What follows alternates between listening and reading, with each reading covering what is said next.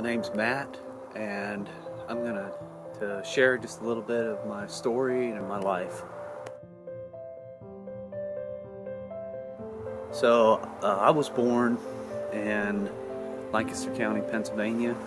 My parents were Amish, and I guess where the story starts is I was just one of those kids. Like, I just was born with a chip on my shoulder. The fond memories that I do have from my childhood pretty much revolved around hunting. I got introduced to aviation, and it was a love at first sight thing. I've always dreamed as a young kid of doing flying hunts. I wanted to hunt brown bear, I wanted to hunt Cape buffalo, and I wanted to hunt all the dangerous game and do the big things and hunt the wild country. But I never dreamed of flying myself.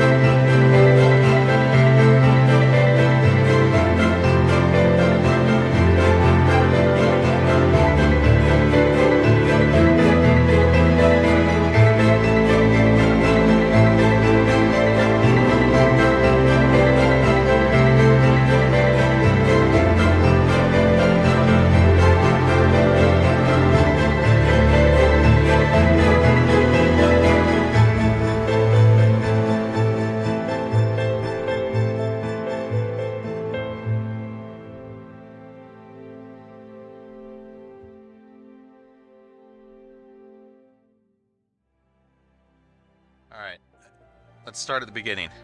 What's your name and where did life start? My name's Matt. Life started for me in Lancaster County, Pennsylvania. I was born to an Amish family, and I was Amish for 17 years. What were you like as a kid? As a kid, I was kind of one of those that was kind of born with a chip on my shoulder, and I just continually, all my imagination was pretty much just to do things that were wrong and not necessarily for good. But it was a little rough. Growing up, what was hunting to you? What did it mean for you to go out with your family? And the hunting was something that we looked forward to all year. We didn't do just a ton of it, but we looked forward to deer season all year long, and it was a big deal. It was kind of where I really got to know Dad, aside from just working with him, and a lot of good memories. Most of my good childhood memories that are really fond memories revolve around hunting.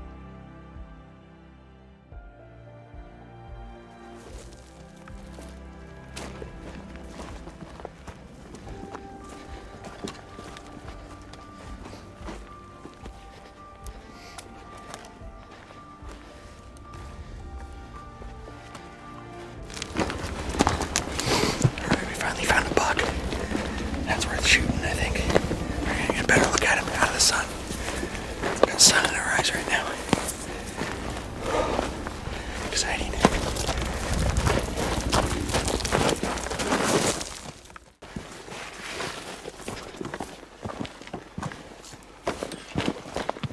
Go down. We can go down. Maybe that stump right there. Okay. That might be a good angle. He's right underneath that pine. That big bushy live pine with the yellow base.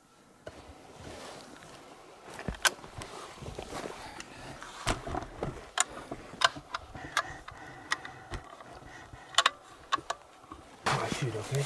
Okay. I'm gonna do a dry fire. And we gotta dial it. Huh? We gotta dial still. Yeah, I got dial.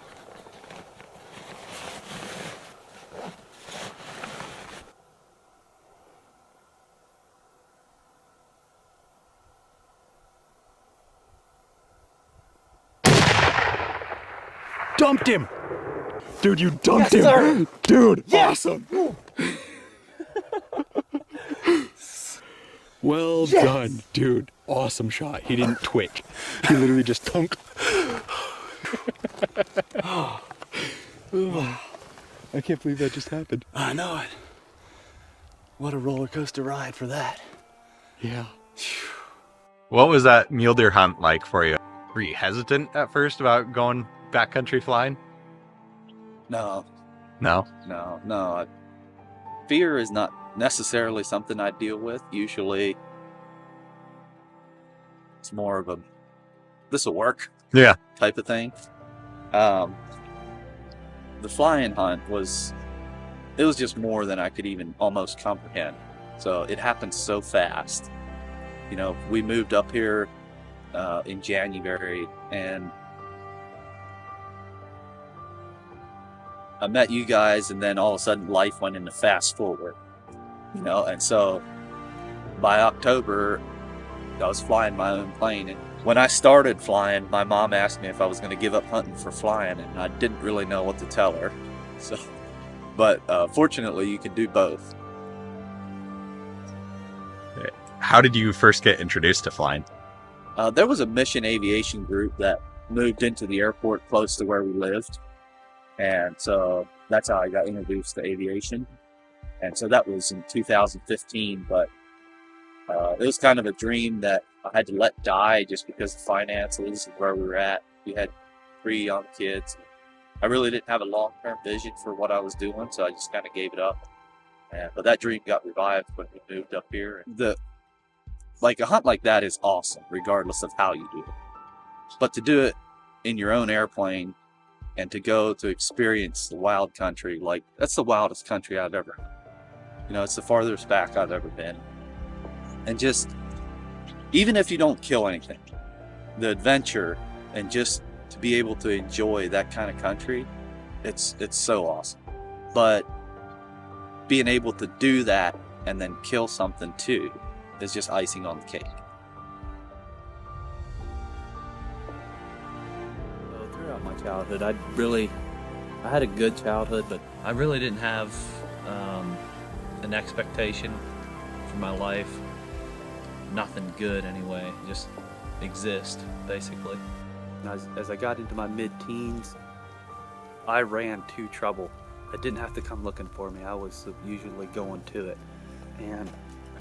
But it was really a turning point in my life when I turned 17. Life really started to go downhill for me, and sin got to the point where it really wasn't that fun anymore. But the biggest change was New Year's Eve when I was 17, and we were out, me and a few of my friends, partying, and but my mom had begged me not to stay out all night, and so about 2 in the morning I told my friends, hey, I'm heading home. And they thought it was hilarious because we'd been drinking and I was barely walking, and I was going to attempt to ride home on my bicycle about 4 miles. And I had drank about a cupful of 100 proof rum about an hour before that, and I was in pretty bad shape, but I was determined I was going to get home. And so I head home on my bicycle in the cold and not properly dressed. And I got about halfway home, and there's a big long hill, maybe a mile long. At least that's how I remember it. It might not have been that long, but a big long hill. And I had barely been making it on the flat ground. I kept running into the fence along the side of the road, and I'd just get up and go on. But about halfway up that hill, I couldn't go anymore, and I fell over in the ditch. And I was afraid for my life because I had a cell phone. I pulled it out, and I'm trying to call somebody, but couldn't read the numbers, just barely coherent at all. And it was a cold night, and I was afraid, and I begged God for help, and He answered. And I experienced the first miracle of my life, and I begged God for help, and He showed up, and I sobered up in a few minutes, climbed back on my bike, pedaled it home. As soon as I was home, right back as drunk as I was before. But that was a major turning point in my life right there, I realized that I was tired of sin, and now I was going to try to get out of it. And so I was going to do it on my own. I was going to do all the things, you know. I was raised in a religious setting, very works oriented. We didn't believe in the assurance of salvation, so I was going to turn my life around and quit drinking and all the things. And of course that didn't work, and it just went from bad to worse. And so I ended up, even though I had made a promise to God that I would quit all the things, and it was a disaster, and I ended up worse off than I was before. And now I'm drinking extremely heavily, and just kind of getting into drug use, which was very uncommon in my circles at the time. But I remember looking at myself in the mirror, and this was probably 6 months after the incident on the road, and I realized that I was 100% a slave to sin, and there was nothing that I could do. And I lost hope, and I was like, this is going to be my life, and I'll probably just live on antidepressants the rest of my life. And I really had no hope anymore. Like, I was just done. And that was a major turning point. My mom, who knew more than the rest of us, and she had been trying to help us. Her boys were struggling, and she tried. We lived in a religious setting, and so there was a lot that we didn't know. But she talked me into going to see a counselor for some things that had happened, and she wanted me to get help. And I agreed to go, but I was under no kind of illusion that this was somebody else's fault. I knew the problem was with me. And so, but I went to see the counselor because I had heard that if you confess your sins, that they would be forgiven. And so I went to see the counselor under the guise of going for help for this other situation. And so I go into his office, and he kind of starts off doing his little spiel, and I stopped him and I said, that's not why I'm here.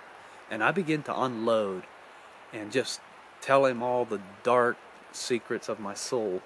And about every 10 minutes he would stop me, and he would pray with me, which had never happened with me before. And I think I went on for an hour and a half, and then finally he was like, I kind of ran out of things, and he was like, that's it? I'm like, yeah, I think that's all the big stuff. And so he tried to lead me to Christ, and I was like, yeah, no, we're good, you know. We're good with just confessing and being forgiven for now. So I left, and I get back on my bicycle, and I'm heading home, and I met God on the road. When I say I met God on the road, is it just became real to me what he had done for me, and that my sins were erased, and I accepted the Lord, and it changed my life completely. The alcoholism was gone. I was grossly addicted to cigarettes, gone overnight. Porn, gone overnight. And major change in my life. But it was just a starting point. And there was a lot of roads after that. A lot of roads that led to here.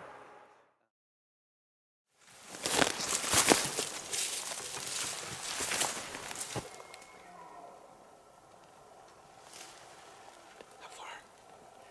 I don't think you're far, dude. See those big pine trees down there? I bet we need to get to those and just watch for a while.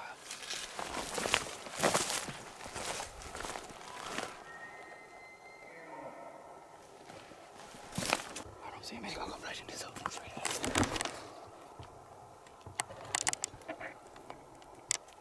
He stopped down in the bottom.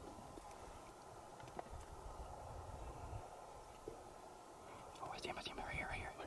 Coming up this side. There, right there. Where? Looking to your left.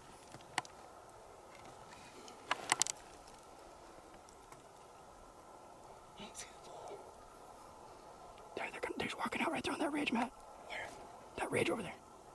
See him right there. In the open right there. I don't have him. You see him? No. Dude, he's running up the ridge right there to your left. Even though we gave it our best, me and Brenton couldn't seem to get on the bull at the same time. When I had the bull in my sights, Brenton didn't have it on the camera. And so that one slipped away. Dude, they're going that way. So we can grab our bags and run after them. Yeah, let's go.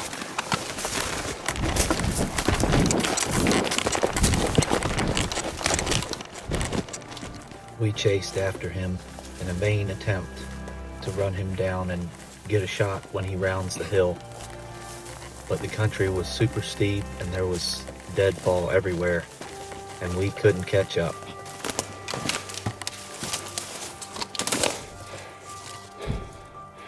Keep going that way, man.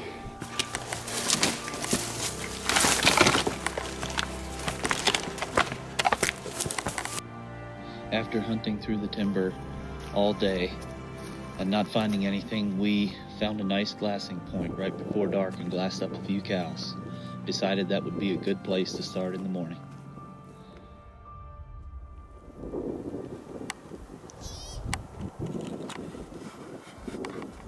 That might be a bull. Already? And it's a cow. No, that's a bull. Two bulls fighting. Two bulls fighting. Two bulls fighting on the center ridge. Two bulls fighting on The middle finger ridge down in the trees.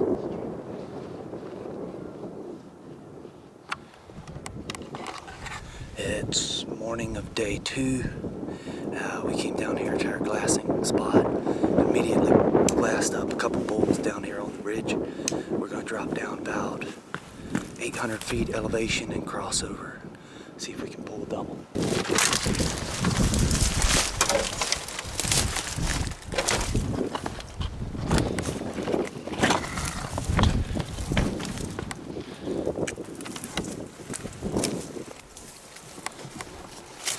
Just gnarly side hill coming up through. Trying to get in a position to relocate those bulls. But if we kill those things, it's going to be a hellacious pack out. So, take your time and do it carefully. I was sitting here glassing. Matt just glassed up a bull down here. We're like 700 yards from him right now. We're gonna close the distance a little bit. Matt's gonna shoot him. He's just standing down there bugling on that ridge. So, here we go.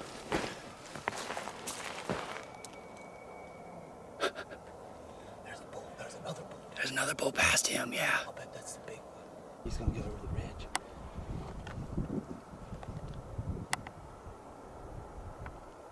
Where is he? There he is. Bugle at him. 500? 500, yeah. Okay, I got him. He's going over the ridge. He stopped again. You big one. What did he eat? That's a good bull, Matt. Is it? Yeah, that's not the one we were looking at when we first came down here. I'm ready when you are. Okay.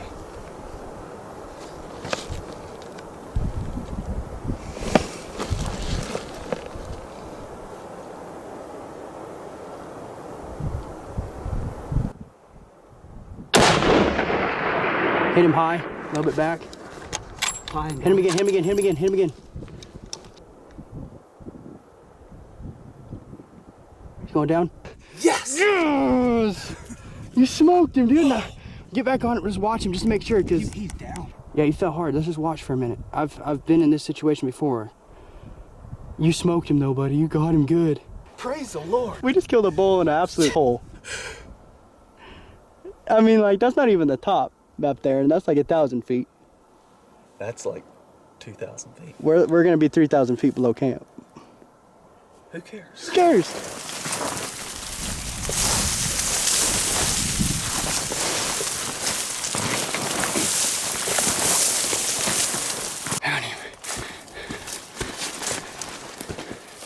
Oh yeah, there he is.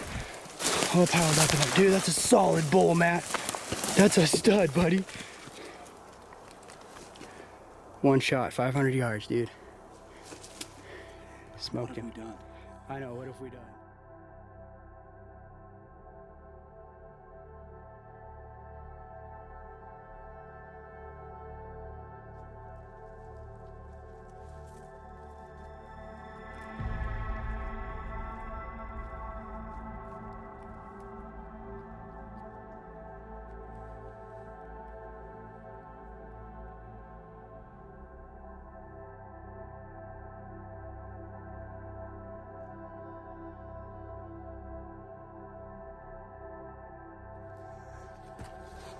I'm packing out the last load of the day. We packed all the meat up to the ridge, and I got the horns and Brenton's pack, climbing out of this hole one last time. But I was just thinking about the goodness of God in my life and how blessed I've been, how blessed I am to be able to do this. I wasn't raised hunting in the backcountry, but I've dreamed of doing this stuff my entire life. And today, I'm living my dream. And the best part is that I've gotten here by following the Lord with my whole heart. No, I've not been perfect, and I have some regrets. But I've always, whenever I got into a situation, I asked the Lord to guide me and lead me. And I would want to encourage you, because I want to see your life blessed. If there's anything that you're holding back, or maybe you've not given your life to the Lord, maybe you don't feel like you're good enough, or maybe you think that Christians are wimpy, or maybe there's a whole host of reasons why you haven't. Let me tell you, when you give your life to the Lord, when you surrender your life for Him to live through you and follow Him with your whole heart, regardless of the circumstances, you will live your best life. You will live a life fulfilled.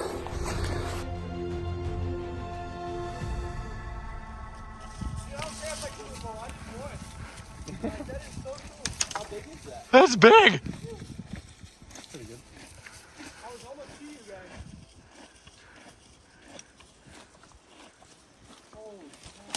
Dude! What in the world?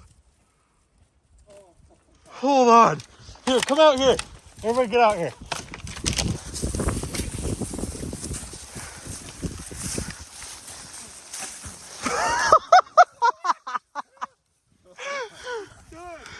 Dude, that is a giant! Kill it, but it's still so cool. Look at this. Oh!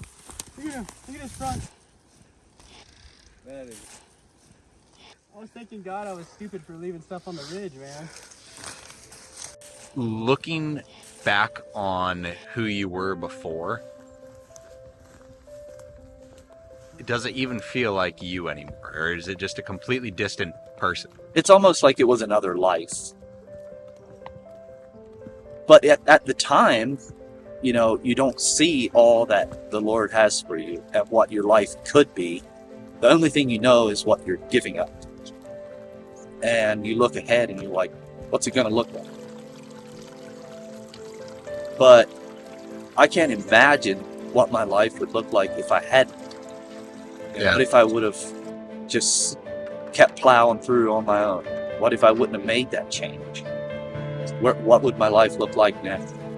Yeah. You know, we give up our rags for riches, but we don't know, we don't see the riches at the time. The only thing you see is what you're giving up. It'd be nice if we could see everything, but then you're not walking by faith. You walk by faith.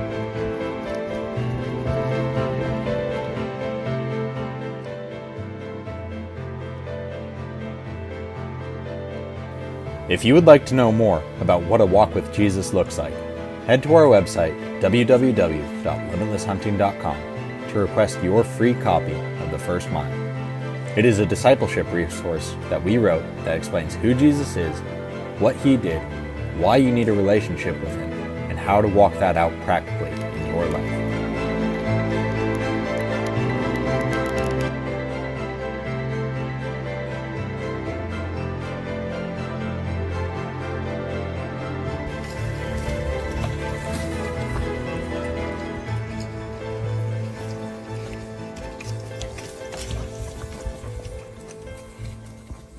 We hope you all enjoyed this week's episode, and we look forward to seeing you again next time in God's limitless outdoors.